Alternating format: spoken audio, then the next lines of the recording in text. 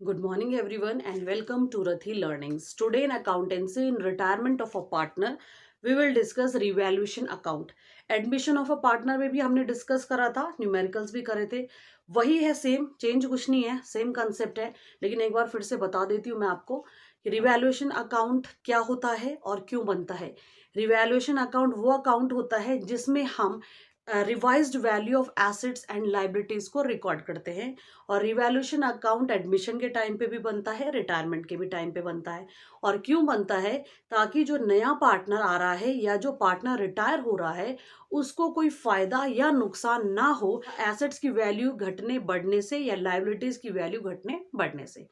In admission of a partner also we discussed revaluation account. On retirement of a partner also revaluation account is prepared. The concept of revaluation account is same in both the cases. The rules are same, the logics are same. And why the revaluation account is prepared? So that the retiring partner or the incoming partner do not gain or suffer because of increase or decrease in assets or increase or decrease in liabilities. Therefore revaluation account is prepared on admission of a partner as well as on retirement of a partner. ठीक है, तो फायदा और नुकसान ना हो incoming partner को भी और रिटायरिंग पार्टनर को भी, इसलिए हम क्या प्रिपेयर करते हैं? रिवैल्यूएशन अकाउंट प्रिपेयर करते हैं. तो रिवैल्यूएशन अकाउंट में हम सिर्फ क्या रिकॉर्ड करते हैं? एसेट्स की इंक्रीज या डिक्रीज्ड वैल्यू और लाइबिलिटीज की इंक्रीज्ड या decreased value. Revaluation account is a nominal account, means revaluation account is debited by the expenses and losses and revaluation account is credited by the income and gain. revaluation account में assets और liabilities की जो revalued amount है वो आती है. ठीक है, और रूल भी मैंने आपको बता दिया. तो assets जब increase होते हैं तो उनका डेबिट बैलेंस होता है. ठीक है, और एसेट्स जब डिक्रीज होते हैं तो उनका क्रेडिट बैलेंस होता है. और लाइबिलिटीज के केस में ये रिवर्स हो जाता है. लाइबिलिटीज जब इंक्रीज होती हैं तो क्रेडिट हो जाती है और लाइबिलिटीज जब डिक्रीज होती हैं तो डेबिट हो जाती हैं. ठीक है, और हमें सिर्फ यही चीजें दिखानी है, लाइबिलिटीज, एसेट्स और रिवैल्यूएशन अकाउंट प्रिपेयर करना है. तो अगर एसेट की वैल्यू इंक्रीज हो रही है, सपोज स्टॉक है पहले 10,000 का था और अब स्टॉक 15,000 का हो रहा है. ठीक है, रिवैल्यूएशन में मींस जो नई रिवैल्यूड अमाउंट है वो स्टॉक की 15,000 है जबकि पहले 10,000 थी. तो कितने से बढ़ा है स्टॉक? 10 तो पहले भी था, अब 15 हो गया. कितना ज्यादा हो गया? 5,000 ज्यादा हो गया. ठीक है, तो हमें सिर्फ इस 5,000 को शो करना है रिवैल्यूएशन अकाउंट में. Stock account debit to revaluation account 5,000 rupees. अगर रिवर्स होता मींस स्टॉक 15 का था अब 10 का हो गया तो 5,000 डिक्रीज होती. तो रिवैल्यूएशन अकाउंट क्या है? रिवैल्यूएशन अकाउंट के लिए क्या है? ये लॉस है, क्योंकि एसेट का घटना लॉस है और लाइबिलिटीज का बढ़ना लॉस है. एसेट का बढ़ना और लाइबिलिटीज का कम होना गेन है. अगर एसेट बढ़ेगी और लाइबिलिटी कम होगी, गेन है, तो रिवैल्यूएशन अकाउंट क्रेडिट होगा. और अगर एसेट कम होगी और लाइबिलिटी इंक्रीज होगी तो लॉस है और रिवैल्यूएशन अकाउंट डेबिट हो जाएगा. ठीक है, ये मैंने आपको कंप्लीटली प्रीवियस क्लासेस में समझाया, आप पुराने वीडियोस देख लेना, उसमें मैंने पूरे डिटेल में आपको समझाया है, न्यूमेरिकल्स भी सॉल्व करे हैं. Now let us see about the accumulated reserves. ठीक है, एक्यूमुलेटेड रिजर्व्स एंड लॉसेस. पहले भी जैसे एडमिशन ने करा था अभी भी सेम होगा. जो भी एक्यूमुलेटेड रिजर्व्स होंगे वो सारे पार्टनर्स में बंट जाएंगे, सारे पार्टनर्स की कैपिटल क्रेडिट कर देंगे उतने अमाउंट से. और जो भी एक्यूमुलेटेड लॉसेस हैं, डिफर्ड एक्सपेंडिचर्स हैं या प्रॉफिट एंड लॉस अकाउंट का डेबिट बैलेंस है, उनसे पार्टनर की कैपिटल डेबिट हो जाएगी. तो रिटायरमेंट के टाइम पे, एडमिशन के टाइम पे ये भी सेम है. जैसे रिवैल्यूएशन अकाउंट सेम प्रिपेयर होता है वैसे एक्यूमुलेटेड प्रॉफिट्स एंड लॉसेस का डिस्ट्रीब्यूशन भी सेम होता है. तो क्या एंट्री करेंगे उसके लिए? जैसे इन्वेस्टमेंट फ्लक्चुएशन रिजर्व है, investment fluctuation reserve account debit. Workman compensation reserve account debit. Profit and loss account debit. ठीक है, सबका क्रेडिट बैलेंस होता है. और जब पार्टनर रिटायर हो रहा है तो उनकी कैपिटल इससे क्रेडिट करनी है, तो इसलिए इस क्रेडिट बैलेंस को हम डेबिट करते हैं. तो इन्वेस्टमेंट फ्लक्चुएशन रिजर्व होता है, वर्कमैन कंपनसेशन रिजर्व का, प्रॉफिट एंड लॉस का अगर क्रेडिट बैलेंस है तो वो डेबिट हो जाएगा. जनरल रिजर्व, ये सारे बंट जाते हैं सारे पार्टनर्स में including the retiring partner. General reserve account debit to all the partners capital और करंट अकाउंट. जैसे भी इंफॉर्मेशन होगी क्वेश्चन में, to all the partners capital और करंट अकाउंट। ठीक है, डिफरेंस क्या है एडमिशन ऑफ अ पार्टनर और रिटायरमेंट ऑफ अ पार्टनर के डिस्ट्रीब्यूशन में? जब न्यू पार्टनर फर्म में आता है तो जितने भी एक्यूमुलेटेड रिजर्व्स हैं और प्रॉफिट एंड लॉस अकाउंट का क्रेडिट बैलेंस है, उसमें इनकमिंग पार्टनर का शेयर नहीं होता। वो सिर्फ किसको क्रेडिट होता है? ओल्ड पार्टनर्स को, ओल्ड रेशियो में। और रिटायरमेंट ऑफ अ पार्टनर में क्या होता है? जितने भी एक्यूमुलेटेड रिजर्व्स हैं या एक्यूमुलेटेड प्रॉफिट्स हैं, उनको डिस्ट्रीब्यूट करते हैं सारे पार्टनर्स में, including the retiring partner. Retiring partner is included here, but new partner, incoming partner is not included during admission of a partner। ये अंतर होता है। ठीक है, तो जितने भी रिजर्व्स हैं, इन्वेस्टमेंट फ्लक्चुएशन हो गया, वर्कमैन कंपनसेशन है, जनरल रिजर्व है, प्रॉफिट एंड लॉस अकाउंट का क्रेडिट बैलेंस है, उन सब को हम डेबिट कर देते हैं। और जितने भी पार्टनर्स हैं उन सब की कैपिटल या करंट अकाउंट को क्रेडिट करते हैं। और अगर P&L का डेबिट बैलेंस है, डिफर्ड एक्सपेंडिचर्स है, डिफर्ड रेवेन्यू एक्सपेंडिचर्स है, जैसे एडवर्टाइजमेंट सस्पेंस होता है, तो उसके लिए क्या करेंगे? सारे पार्टनर्स की कैपिटल को डेबिट करेंगे, इंक्लूडिंग द रिटायरिंग पार्टनर। ठीक है, तो इसमें क्या करेंगे? All the partners capital account debit, capital या करंट अकाउंट डेबिट। अगर फिक्स है या फ्लक्चुएटिंग है, उसके अकॉर्डिंग कैपिटल या करंट अकाउंट आपको क्रेडिट या डेबिट करना है। पार्टनरशिप में पूरे चैप्टर्स में ऐसा ही होगा। ऑल द पार्टनर्स कैपिटल और current account debit to profit and loss account. तो प्रॉफिट एंड लॉस अकाउंट यहाँ पर क्रेडिट क्यों कर रहे हैं? अगर डेबिट बैलेंस है तो उस लॉस को भी सारे पार्टनर्स बियर करेंगे। और अगर डिफर्ड रेवेन्यू एक्सपेंडिचर है, for example advertisement suspense account ज्यादातर क्वेश्चन में दिया होता है, तो टू एडवर्टाइजमेंट सस्पेंस अकाउंट। ठीक है, तो एक्यूमुलेटेड लॉसेस का ये ट्रीटमेंट करते हैं। सारे पार्टनर्स की कैपिटल डेबिट हो जाएगी और जो भी एक्यूमुलेटेड लॉस है वो उनको बियर करना पड़ेगा। और एक्यूमुलेटेड रिजर्व्स और प्रॉफिट का क्या करते हैं? सारे पार्टनर्स की कैपिटल क्रेडिट हो जाएगी, उन सबको उसका परसेंटेज मिलेगा as per their ratio, including the retiring partner. लेकिन एडमिशन ऑफ ए पार्टनर में ना लॉस में इनकमिंग पार्टनर का कोई रोल होता है और ना प्रॉफिट्स में इनकमिंग पार्टनर का कोई रोल होता है। ठीक है, let us understand how the revaluation account is prepared on the retirement of a partner with the help of a numerical। ठीक है, एक क्वेश्चन कर ही लेते हैं। वैसे तो मैंने एक आधा डिटेल में नहीं बताऊंगी, लेकिन चलो एक बार फिर से रिवीजन हो जाएगा आपका। तो एक क्वेश्चन कर लेते हैं रिवैल्यूएशन अकाउंट का कि कैसे प्रिपेयर होगा। Balance sheet of A, B and C sharing profit and losses in the ratio of 5:3:2 as at 31st March 2018 was as under। A, B और C तीन पार्टनर्स हैं और उनका प्रॉफिट शेयरिंग रेशियो है 5:3:2, मीन्स 5/10, 3/10 और 2/10। ठीक है, और उनकी बैलेंस शीट 31st मार्च 2018 को हमें दी हुई है।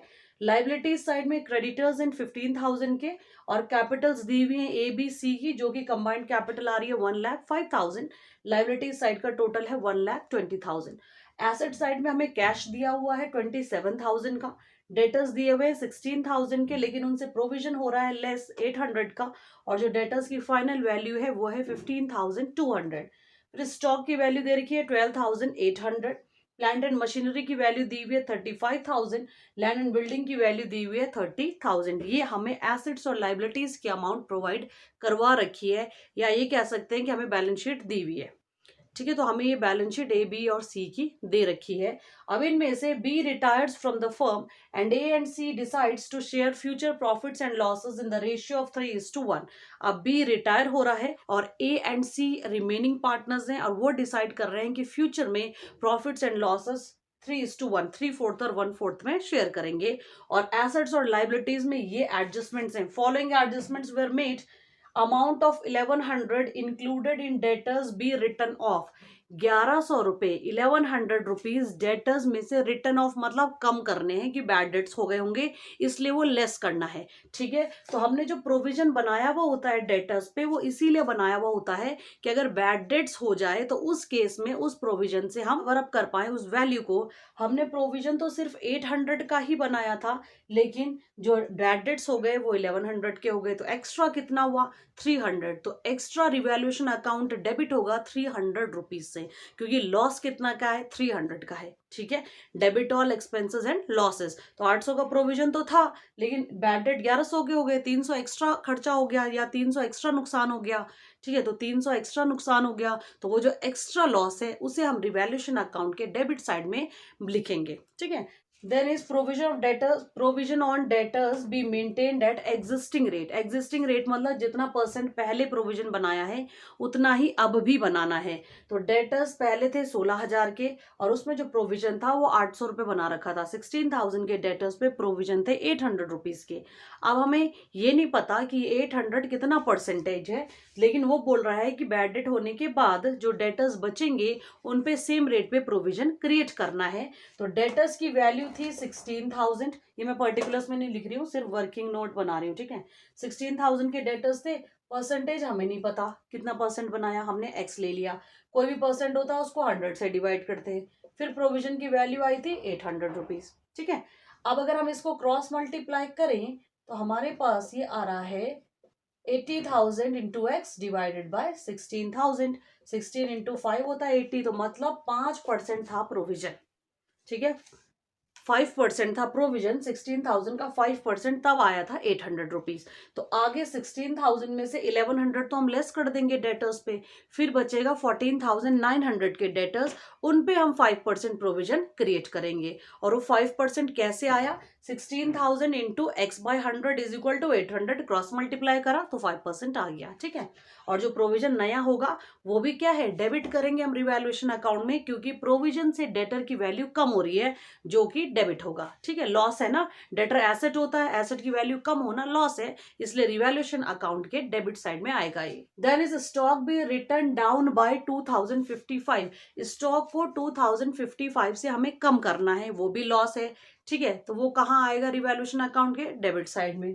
Land and building return up by rupees 11,000 rupees से लैंड एंड बिल्डिंग की वैल्यू को इंक्रीज करना है, इनहेंस करना है, तो वो गेन है, रिवैल्यूएशन अकाउंट क्रेडिट हो जाएगा।